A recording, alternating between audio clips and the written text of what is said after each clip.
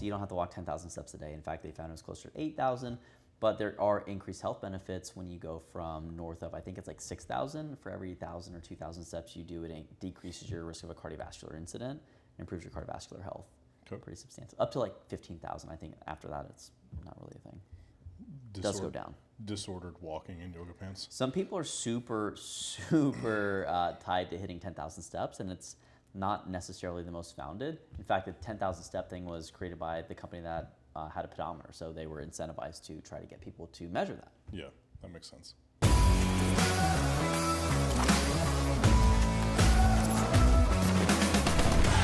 Welcome back to Beyond the Pump, where today we're going to bring you a special rapid fire episode. We're going to go down a couple of health trends that absolutely just need to die, in our opinion. Enjoy the conversation. Hopefully it's fun. Hopefully it's enlightening. And oh, by the way, if your coach is having to do some of these things, you should probably reevaluate that relationship. Maybe. So, Andrew, as our resident expert here. I have no idea what these questions are, just so the audience knows. I've never seen these. And Steve likes to throw some wrenches into some shit. Yeah, you don't. More than true or false, less than 30 seconds though on the response. Okay, you got that? You said less than 30 seconds. You just blew out a speaker, I think. I probably did. So, all right, thing number one. God, okay. Seed oils are poison. They are absolutely killing us. False. And you should stay away from them completely. False. They actually did a study recently where they found that when people use those compared to regular saturated fat, they actually had a reduction in some of their health markers, like in a positive way. So, false. Use it. Use that as you will. Do I what now? Use that as you wish. Yeah. Seems like it's more of an over-sensationalized social media thing anyways. I mean, every couple of years they got to find something to demonize to create demand, to create problem awareness around something. So if you haven't seen the problem awareness episode, subscribe and go find that. It'll make more sense. All right. Thing number two. Intermittent fasting is by far the only way to lose weight. False. It doesn't matter when you eat your calories, just eat less of them. If that works for you, cool. If it doesn't, then probably don't do it. Would you say intermittent fasting is also potentially wrecking hormones in females, or is that a over-sensationalized reason against it? Also over-sensational. I mean, it's not ideal. We know that women are generally more sensitive to carbohydrate consumption, and there are things that are more beneficial for women not necessarily doing that. And when it comes to performance, it's just not necessarily what I would gravitate towards for the majority of people. Now, there are times it might be useful, but as a general blanket statement for the average healthy person, probably not so much. Okay. Carbs at night are making you fat. Yo, I can't, Super if these are face. real questions, and I do want to respect, these are probably real questions. Carbs are not making you fat at night.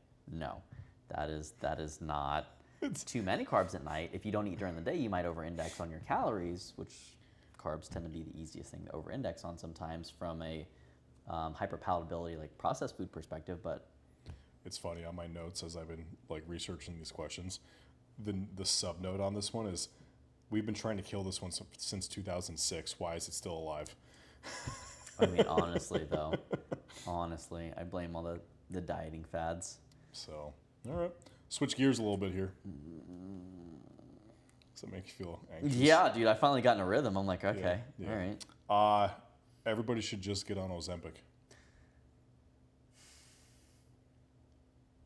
I would say from an overpopulation perspective, true. From a health perspective, probably not. If it's recommended from a medical provider, it could be actually really beneficial to jumpstart something, but the problem is always going to be underlying. If you didn't fix the behaviors that caused you to get into that situation in the first place, it's probably just going to revisit you. Just a lower shortcut. Yeah, shortcuts are good sometimes. Sometimes. Clean, healthy eating is the only way to be healthy.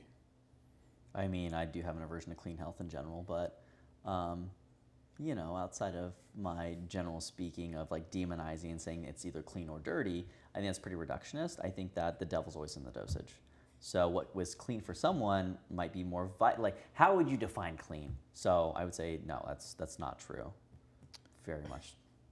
Again, the notes that chat helps me get as I pull my list down. What did it say? Is it goes, it's just disordered eating and yoga pants.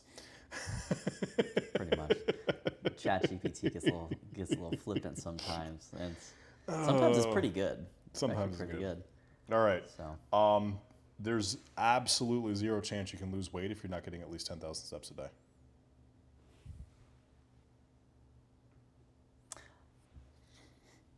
I don't know if I should make that joke or not.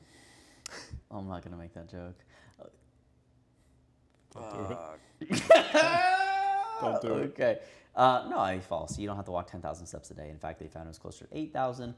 But there are increased health benefits when you go from north of, I think it's like 6,000. For every 1,000 or 2,000 steps you do, it decreases your risk of a cardiovascular incident, improves your cardiovascular health.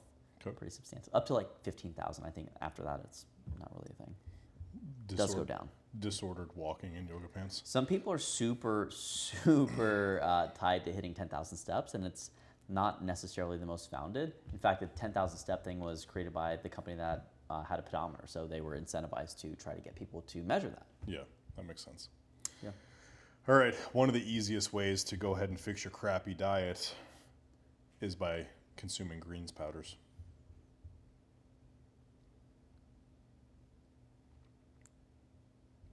Why are you trying to put me in a corner, bro?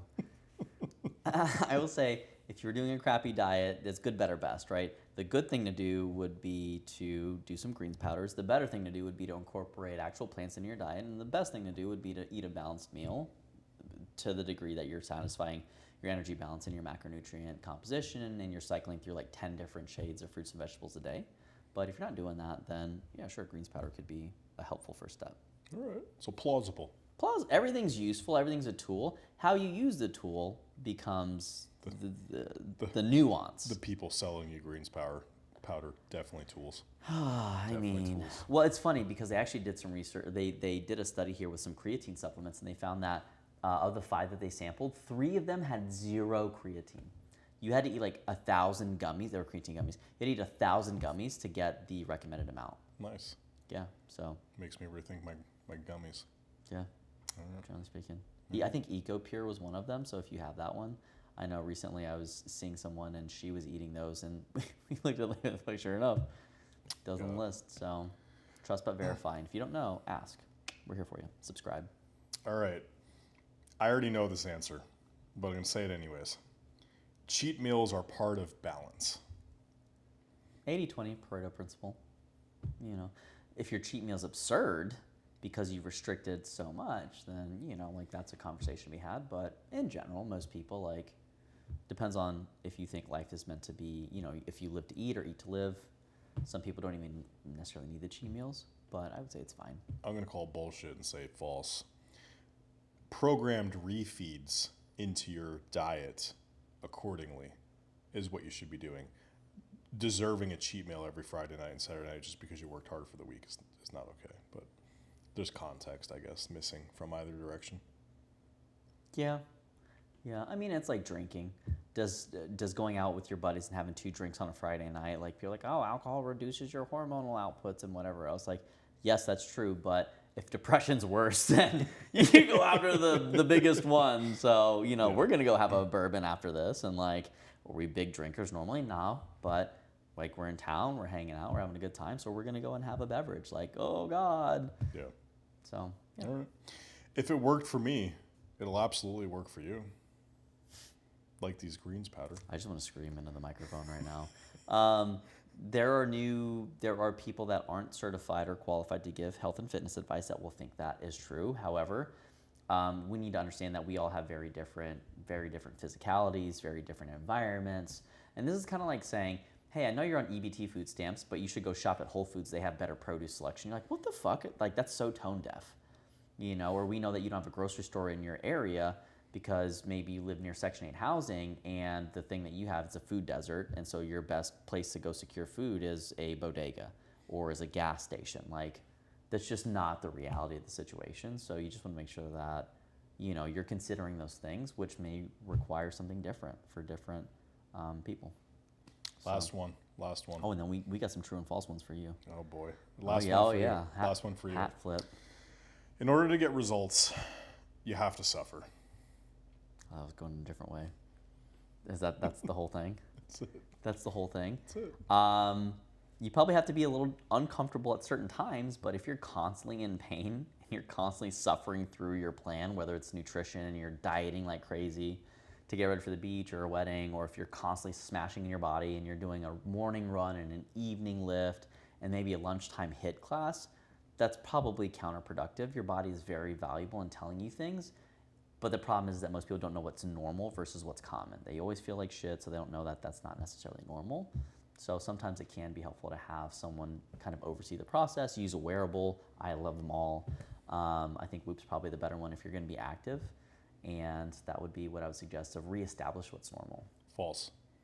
Reasons or results, Andrew. Reasons or results. Performance coaching in a handbag. So rapid fire now, we have some business edition here. Okay. So true or false, you need to have everything perfect. False. Okay. Launching your coaching business, then you finish it. Number 2, true or false, choosing a niche means saying no to money. No. False. False. Okay. Says yes to more money because now you can speak better to the right people. Exactly. You don't want to speak Spanish to French-speaking people. Unless you speak French. True or false? Most coaches undercharge when they start. Yeah, you like that? That's what it's like. You guys are seeing that's what it's like. On the other shoe now. He thought he was going to fuck with me. I'm going to say false, actually. Okay, well. I think most coaches, on average, are probably overcharging out of the gates. Okay, fair. And I'm assuming like we're talking about the first 1, 2, 3 clients. Okay, So makes sense. that's my context. I get it. True or false? You should copy what other successful coaches are doing. You should learn what other successful coaches are doing and modify it to fit within your own world of coaching.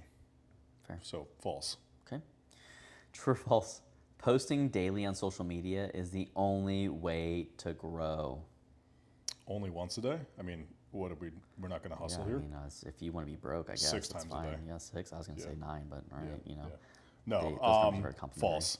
You don't need to post every day. I do suggest you post frequently and consistently, so at least 3 times a week. Mm-hmm. But that's not even necessarily to get new clients. That's just going to be a way to build your brand and just have people more aware of who you are.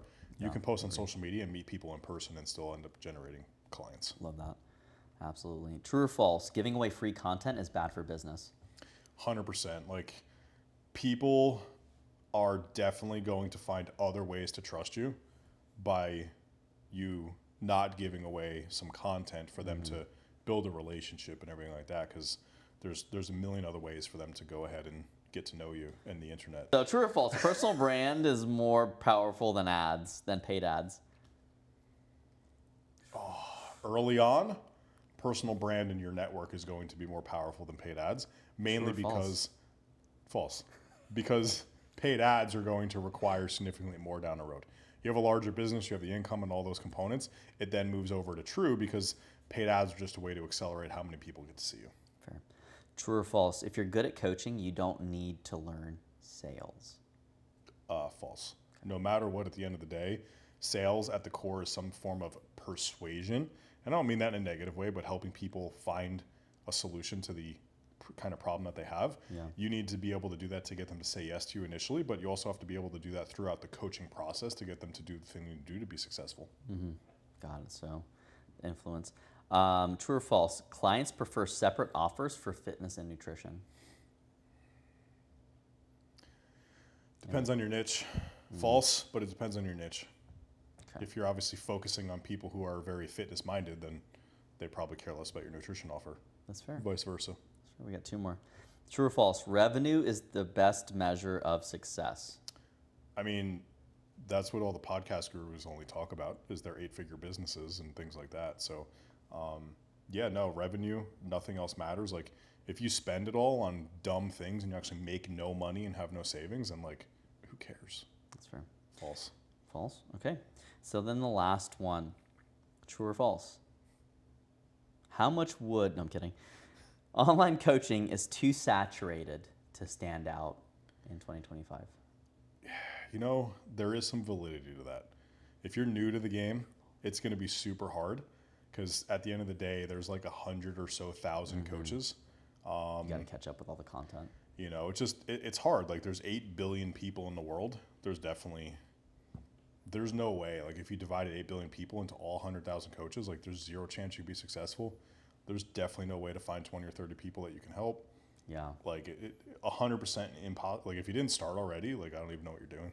Yeah. And if Meta tries to get you to advertise to people in Cambodia, maybe we just exclude them from the 8 billion. Yeah. You know, maybe. But just, on that note, we hear it a lot.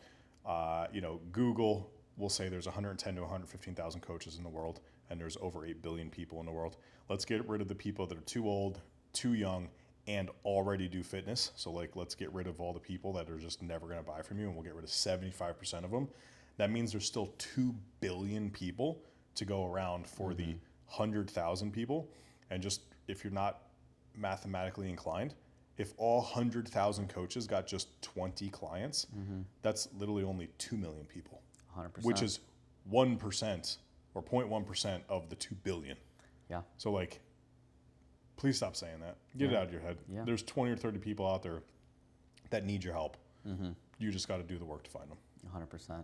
I mean, 40% of the world's obese. I don't think there's a shortage. Yeah, no. So, all right. Well, that is pretty much it for your first rapid fire session. We hope you guys agreed to that. We hope you enjoyed that. And if you did, make sure you smash that subscribe button, where here at Beyond the Pump, we talk about the business of fitness and nutrition. Share this with someone that you think might enjoy it, and we'll see you guys in the next one. Peace.